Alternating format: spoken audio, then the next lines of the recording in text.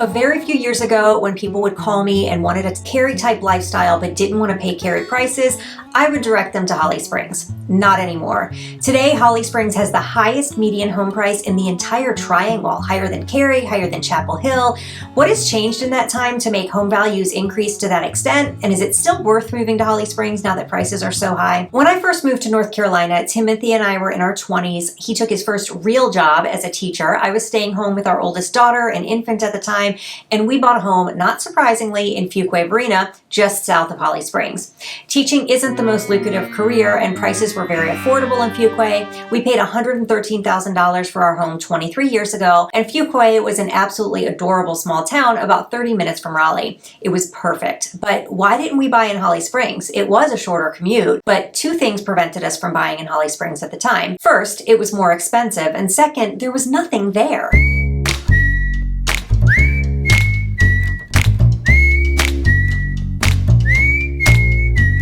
At the time, if you lived in Holly Springs and wanted to go out to dinner or even do basic shopping, you had to go to Fuquay or Apex. And then somehow, when nobody was looking, a crossroads with a few subdivisions turned into a powerhouse of economic development, attracting some of the wealthiest people in the country to move here. How on earth did it happen? Understanding how it happened will help us understand if it's the beginning of the incredible growth cycle or just a coincidental bubble that will eventually pop. In 1990, there were 1,300 people living in Holly Springs. In the same year, Fuquay Varina's population was 3.5 times as big with 4,500 people. In 1999, Holly Springs overtook Fuquay by population size. However, it was still just a bunch of neighborhoods. It took a lot longer before it became an established community. Holly Springs is one of those situations where it looks like nothing was happening, and then what seems like all of a sudden, out of nowhere, many years of planning and hard work snowball into reality. In the early 2000s, Holly Springs hired a consulting firm to perform a branding study. The study told them what they already suspected: Holly Springs is a really good location for life sciences companies,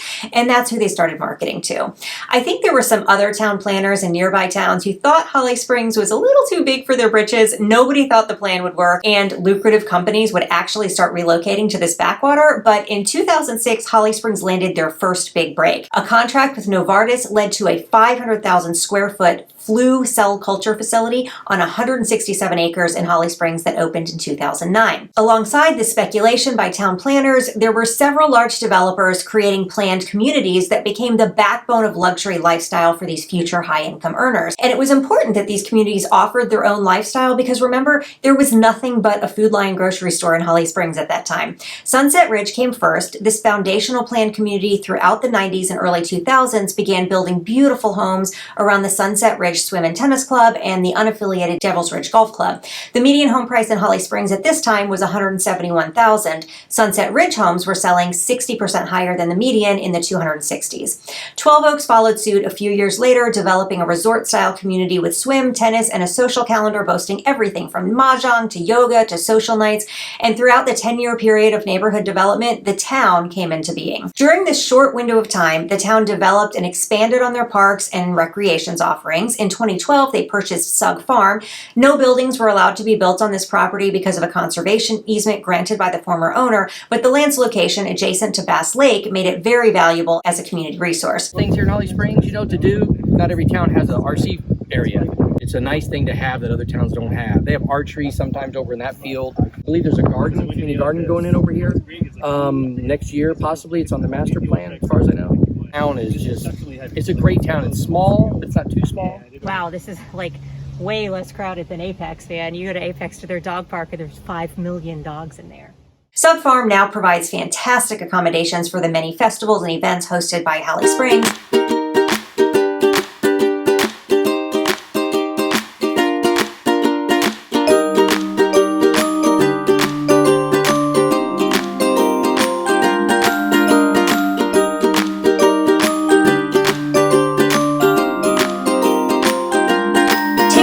Home to the Holly Springs Salamanders, opened in 2015, but something was still missing.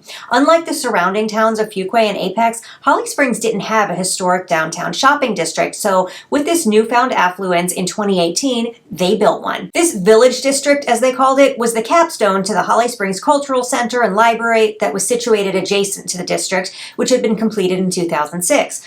A year after that completion, the Holly Springs Farmers Market was established, and it has grown into a nationally recognized market, drawing people from all over the country to visit. The fascinating thing about all of this is the time frame in which it happened. It's almost like an entire town popped up out of nothing in 10 years. I did a video just 2 years ago comparing Holly Springs to Cary, and it's so funny to look back because it seems like half of what is built now in Holly Springs didn't exist then. And of course, all this development coincided with the pandemic relocation spree, so people just came here and bought houses. And I think as newcomers to the area visited Holly Springs, they saw what many locals hadn't even realized had developed. These newcomers were competing to live in this gorgeous town, and over the last couple of years, new home communities like Honeycutt Farm, Lockridge, and Addison Pond have cropped up with higher-end homes providing more of that type of inventory, similar to what buyers were loving in 12 Oaks and Sunset Ridge, and that's what drove up the prices. Lots of competition combined with more higher-end builders moving into an area that they knew had demand for this price point where it hadn't existed before. Holly Springs now has a lot of features that many other small towns don't have. Even though our downtown isn't historic like Wake Forest or Apex, that kind of works in our favor because it was designed with lots of easy parking, so it's easy to access everything.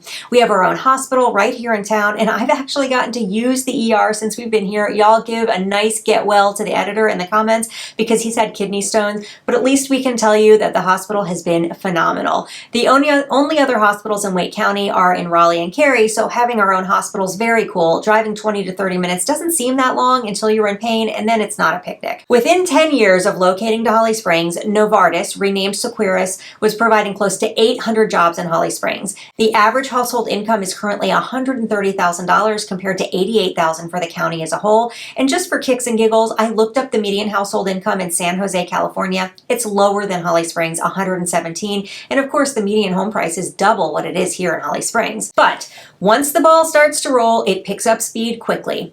Recently, announcements about new life sciences companies moving to Holly Springs have started to tick up. The $2 billion Fujifilm Diosynth campus is currently under construction. This will be the largest monoclonal antibodies facility in the world. Biotech company Amgen is expected to open in 2025, and commercial developer Crescent Communities just finished phase 1 of a 200-acre life sciences development in Oakview Innovation Park. Phase 1 was just sold to management company who's going to begin recruiting new life sciences firms to the 210,000 square foot completed space. But it gets better. I recently did a video about some small towns that were getting ready to boom. Sanford and Pittsboro are 15 minutes drive on either side of the new Triangle Innovation Point. This is where VinFast will be establishing their new electric vehicle plant, where they plan to begin production as early as 2024 and plan to employ 7,500 people by 2027. Guess what else is very close to this development? Holly Springs is 20 minutes from Triangle Innovation Point. Given all of this development, given Holly Springs' great schools, incredibly low crime rate, high quality of life, and burgeoning economy, I think we've only just begun to see the growth of this fantastic little town. Why they won't let me make a left turn anywhere in the town is beyond me, but it's still a great place to live. If you like this video, you should also check out this one I did comparing Holly Springs to Cary.